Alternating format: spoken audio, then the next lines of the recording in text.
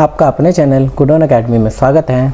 आज हम कक्षा 8वीं का ज्योग्राफी भूगोल का दूसरा अध्याय भूमि, मृदा, जल, प्राकृतिक वनस्पति और वन्य जीवन संसाधन के बारे में पढ़ेंगे। इस अध्याय में हम भूमि, मृदा, जल और जो हमारी प्राकृतिक वनस्पति है इनके बारे में पढ़ेंगे और वन्य जीवन संसाधन जो हमें जंगलों से संसाधन मिलते हैं उनके बारे में पढ़ेंगे। सबसे पहले हम इस अध्याय में ये देखते हैं भूमि उपयोग। जो भूमि है उसका उपयोग हम किन किन कार्यों के लिए करते हैं। भूमि का उपयोग देखिए, सबसे पहले भूमि का उपयोग विभिन्न कार्यों के लिए किया जाता है। भूमि का उपयोग हम बहुत सारे कार्यों के लिए करते हैं, घर बनाने के लिए, खेती करने के लिए और भी बहुत सारे ऐसे कार्य होते हैं। जैसे कृषि करना, वानिकी का अर्थ होता है पेड़ लगाना, खनन कार्य करने के खनन के माध्यम से हम लोग विभिन्न खनिज वगैरह जो बाहर निकालते हैं, सड़कों का निर्माण, उद्योगों की स्थापना, ये सब हम भूमि पर ही करते हैं और इन्हीं सभी कार्यों को भूमि उपयोग भी कहा जाएगा। तो भूमि के उपयोग इसके अलावा और भी बहुत सारे हैं जो हम भूमि पर कर सकते हैं। ये हो गया हमारा भूमि उपयोग। अब इसके बाद हम देखेंगे साझा संपत्ति संसाधन। जैसा नाम से ही पता चल रहा होगा आपको, साझा संपत्ति संसाधन। साझा मतलब जो एक का नहीं होता, जिस पे सबका अधिकार हो। साझा संपत्ति संसाधन यानी इन अधिकारों पर एक व्यक्ति का अधिकार नहीं होता, ये सबके अधिकार में होते हैं। जिन संसाधनों पर सबका अधिकार हो साझा संपत्ति संसाधन कहलाते हैं। यानी इन अधिकारों का उपयोग अधिकारों का नहीं, इन संसाधनों का उपयोग हम लोग भी कर सकते हैं और हमारे साथ समाज में रहने वाले दूसरे लोग भी कर सकते हैं। इन सबको साझा संपत्ति संसाधन कहा जाता है। आइए इसके बाद हम आगे देखते हैं भू संसाधनों का संरक्षण। भू संसाधनों का संरक्षण में ये आएगा कि जो हमें भूमि से संसाधन मिलते हैं, जो हमें इस भूमि से संसाधन प्राप्त होते हैं, उनकी सुरक्षा कैसे की जानी चाहिए। क्योंकि आप सबको जैसे ही पता ही होगा, भूमि से हमें जितने भी संसाधन मिलते हैं हमें उनका उचित रूप से प्रयोग करना चाहिए। अगर हम उनका गलत तरीके से उपयोग करेंगे तो आने वाले समय में ये सारी चीज़ें समाप्त हो सकती हैं। तो उसी प्रकार हमें भू संसाधनों का संरक्षण यानी उनकी सुरक्षा या उनका बचाव कैसे कर सकते हैं। सबसे पहले वन रोपण का अर्थ होता है अधिक से अधिक पेड़ लगाने चाहिए। यानी हमें पर्यावरण को सुरक्षित रखने के लिए, अपनी भूमि को सुरक्षित रखने के लिए हमें अधिक से अधिक पेड़ लगाने चाहिए। भूमि का उचित उपयोग, भूमि का हमें उचित प्रकार से उपयोग करना चाहिए। भूमि को बंजर होने से बचाना चाहिए। भूमि पर जो फैक्ट्रियों के द्वारा कीटनाशक या हानिकारक रासायनिक पदार्थ डाला जाता है उसे रोकना चाहिए। अतिचारण पर रोक, यानी पशुओं के द्वारा जब किसी एक स्थान पर अतिचारण किया जाता है उस पर रोक लगानी चाहिए। पशुओं को जो चराना चाहिए स्थान बदल बदल कर चराना चाहिए। रासायनिक कीटनाशकों और उर्वरकों का नियमित उपयोग करना चाहिए। यानी जो रासायनिक कीटनाशक हैं इनका अधिक उपयोग करने से भी भूमि का उपजाऊपन खो जाता है। उर्वरकों का नियमित उपयोग करना चाहिए। यानी रासायनिक और कीटनाशक जो होते हैं ये और उर्वरक है, इनका नियमित रूप से उपयोग करना चाहिए इस प्रकार जिससे भूमि को नुकसान कम हो। इसके बाद आगे देखते हैं हम लोग।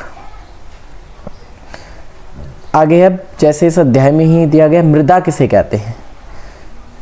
मृदा देखिए, मृदा किसे कहते हैं। पृथ्वी के पृष्ठ पर, जो पृथ्वी है इसके पृष्ठ पर दानेदार कणों के आवरण की पतली परत को मृदा कहते हैं। यानी जो हमारी पृथ्वी है, इस पृथ्वी पर जो ये दानेदार छोटे छोटे जो कण होते हैं, इन कणों की जो परत बनी हुई है उसी को मृदा कहते हैं। देखो आसान शब्दों में, जो हमारी पृथ्वी है, पृथ्वी के ऊपर जो मिट्टी धूल है, इसकी जो परत है इसी को मृदा कहा जाता है। इसके बाद हम लोग देखते हैं भूस्खलन क्या है। अब देखिए भूस्खलन, भूमि का अपने स्थान से खिसकना या नीचे धंसना भूस्खलन कहलाता है। यानी जो भूमि होती है कई बार भूकंप की वजह से या बाढ़ की वजह से अपने स्थान से खिसक जाती है, तो उसे खिसक जाती है, नीचे धंस जाती है, इसी को भूस्खलन कहा जाता है। इसके बाद हम अगली स्लाइड पे चलते हैं। अब हम देखते हैं मृदा निर्माण को प्रभावित करने वाले कारक कौन से हैं। मृदा निर्माण को प्रभावित करने वाले कारक यानी कैसे मृदा का निर्माण होता है। उच्चावच, तुंगता और ढाल। मृदा निर्माण को प्रभावित करने वाले कारकों में एक उच्चावच भी है, तुंगता भी और ढाल भी है। वनस्पति जात यानी जो वनस्पति है वो भी मृदा निर्माण में सहायता करती है। प्राणी जात, प्राणियों के द्वारा भी मृदा निर्माण में सहायता की जाती है। सूक्ष्म जीव, जो छोटे छोटे जीव होते हैं वो भी मृदा निर्माण को सहायता देते हैं। कारक में वनस्पति जात, प्राणी जात, सूक्ष्म जीव निर्माण को प्रभावित करते हैं। जैसा कि अभी हमने देखा कि मृदा निर्माण को सूक्ष्म जो जीव हैं, ये सूक्ष्म जीव विभिन्न जीवाश्म को मिट्टी में परिवर्तित कर देते हैं, जिससे मृदा का निर्माण होता है। उसके बाद देखते हैं समय। जो समय है वो भी मृदा निर्माण को प्रभावित करने वाले कारकों में आता है। यानी समय में कई करोड़ों वर्षों के बाद जो हमारे इस पृथ्वी पर बहुत सारे पेड़ पौधे हैं, बहुत सारी चीज़ें हैं, वो सारे निश्चित मात्रा में मृदा में परिवर्तित होती रहती हैं। जलवायु, तापमान, वर्षा। जलवायु, तापमान, वर्षा भी मृदा निर्माण को प्रभावित करने वाले कारक में आते हैं। उसके बाद हम लोग देखते हैं जनक, शैल, रंग, गठन, रासायनिक गुणधर्म। ये भी मृदा निर्माण को प्रभावित करने वाले कारकों में आते हैं। उसके बाद हम देखते हैं ये मृदा निर्माण के प्रभावित करने वाले कारक थे। इसके बाद मृदा के निम्नीकरण के कारण, यानी मृदा को जो नुकसान पहुंचता है, मृदा का अपरदन, मृदा के निम्नीकरण के क्या क्या कारण हो सकते हैं। सबसे पहले पेड़ों का अधिक काटा जाना, ये सबसे बड़ा कारण है मृदा निम्नीकरण का, पेड़ों का अधिक मात्रा में काटा जाना। उसके बाद है अतिचारण। अतिचारण भी मृदा के निम्नीकरण का कारक है। फिर हम आते हैं रासायनिक कीटनाशकों और उर्वरकों का अधिक उपयोग करना, यानी जब खेती की जाती है रासायनिक कीटनाशकों का बहुत अधिक उपयोग किया जाता है, उर्वरकों का अधिक उपयोग किया जाता है, जिससे जो भूमि होती है अपना उपजाऊपन खो देती है और भूमि को काफ़ी मात्रा में नुकसान होता है। वर्षा दोहन, यानी वर्षा दोहन भी, यानी वर्षा से मिट्टी का बहुत ज़्यादा कटाव हो जाता है, मिट्टी बहकर किसी और स्थान पर चली जाती है, ऊपरी परत। भूस्खलन, भूस्खलन से भी मृदा निम्नीकरण को बहुत प्रभावित करता है। जैसे भूस्खलन के द्वारा मिट्टी का नीचे धंस जाना या कहीं और बहकर चले जाना, ये सब भूस्खलन की वजह से होता है। और बाढ़, बाढ़ भी मृदा के निम्नीकरण का एक महत्वपूर्ण कारक माना जा सकता है, क्योंकि जब जब बाढ़ आती है जिन क्षेत्रों में, वहाँ पर जो मिट्टी होती है वह उस स्थान से बहकर किसी और स्थान पर चली जाती है। तो ये कारक थे मृदा निम्नीकरण के। अब हम आगे देखते हैं मृदा संरक्षण के उपाय। मृदा संरक्षण के उपाय का मतलब है मृदा को हम कैसे सुरक्षित रख सकते हैं और कैसे बचा सकते हैं। मल्च बनाना, सबसे पहले उन्होंने बोला मल्च बनाना।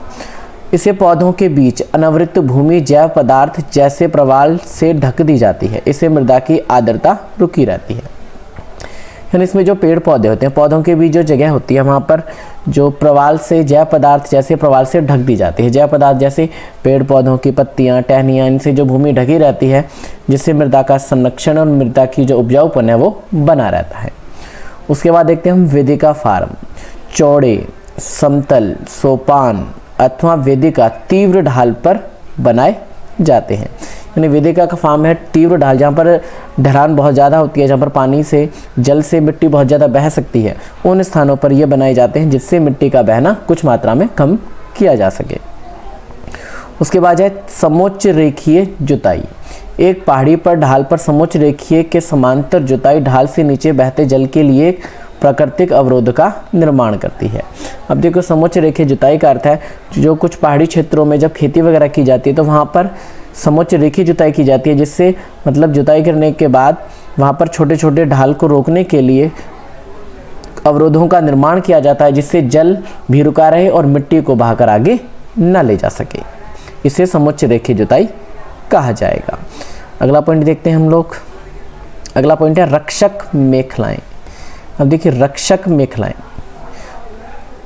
तटीय प्रदेशों और शुष्क प्रदेशों में पवनों की गति को रोकने के लिए वृक्ष कतारों में लगाए जाते हैं।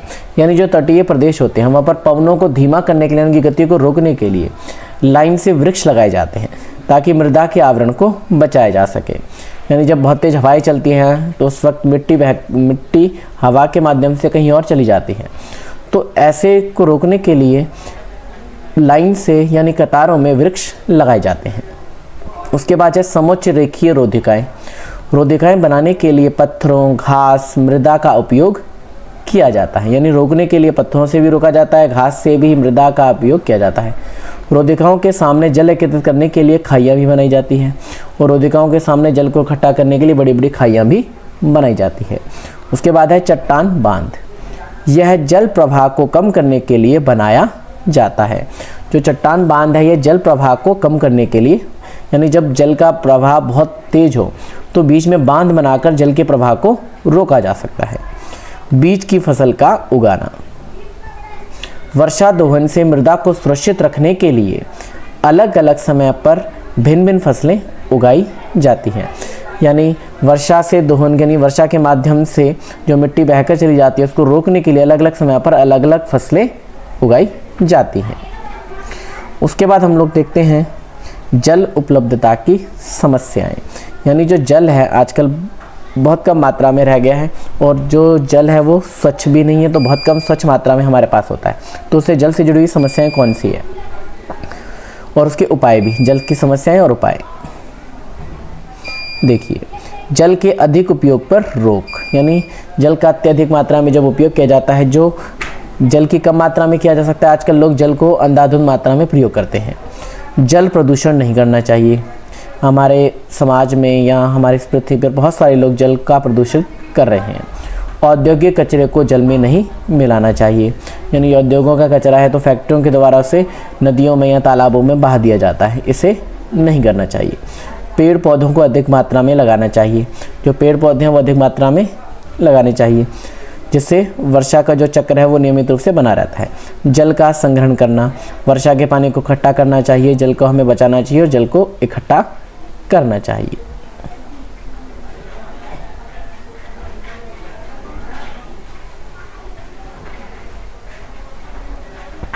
उसके बाद हम देखें सिंचाई के लिए उचित विधियों का, सिंचाई के लिए उचित विधियों द्वारा जल का उपयोग, यानी सिंचाई करने के लिए हमें जल का उचित विधियों द्वारा उपयोग करना चाहिए। अब हम अगला क्वेश्चन देखते हैं, जैव मंडल। जो जैव मंडल है ये क्या है? स्थल मंडल, स्थल मंडल यानी जो जीव स्थल पे रहते हैं वो स्थल मंडल में आते हैं, जो जीव जल मंडल में रहते हैं वो जल मंडल में आते हैं, और जो जीव वायु में रहते हैं वो वायुमंडल में आते हैं। ये तीनों मंडल मिलकर ही जैव मंडल का निर्माण करते हैं, यानी सभी जीव जैव मंडल में रहते हैं। उसके बाद हम देखते हैं पारितंत्र क्या है। सभी जीव एक दूसरे पर निर्भर रहते हैं, इसी तंत्र को पारितंत्र कहते हैं। देखो, जितने भी जीव हैं वो सभी जीव किसी न किसी प्रकार से एक दूसरे पर निर्भर रहते हैं, इसलिए ये सब मिलकर पारितंत्र का निर्माण करते हैं। अब हम आगे देखते हैं वन्य जीवन संरक्षण, यानी वन्य में जो जीव रहते हैं उनकी सुरक्षा कैसे की जा सकती है। देखिए अब आगे, संकटापन्न प्रजातियों के शिकार पर रोक। वन्य जीवन की सुरक्षा के लिए जो प्रजातियां संकट में हैं, जो खत्म हो सकती हैं, यानी खत्म होने की कगार पर खड़ी है, उनके शिकार पर रोक लगा देनी चाहिए। और अनाधिकृत शिकार पर भी रोक लगाना चाहिए, यानी ऐसे शिकार पर जो सरकार की तरफ से बैन है, ऐसे शिकारों पर पूरी तरह से रोक लगा देनी चाहिए। संरक्षण के लिए जागरूकता बढ़ाना, संरक्षण के लिए जागरूकता भी बढ़ानी चाहिए, यानी लोगों को जागरूक करना चाहिए कि हमें जीवों का शिकार नहीं करना चाहिए। जंगलों को ना काटना, यानी जीव अधिकतर जंगलों में ही रहते हैं, तो जंगलों को अगर काटेंगे तो जीवों का जीवन भी खतरे में आ जाता है, इसलिए जंगलों को काटने पर भी रोक लगानी चाहिए। इसके बाद हम लोग देखते हैं, इसी के साथ ही हमारा अध्याय समाप्त होता है। अगर आपको वीडियो पसंद आया तो लाइक और सब्सक्राइब करना ना भूलिए।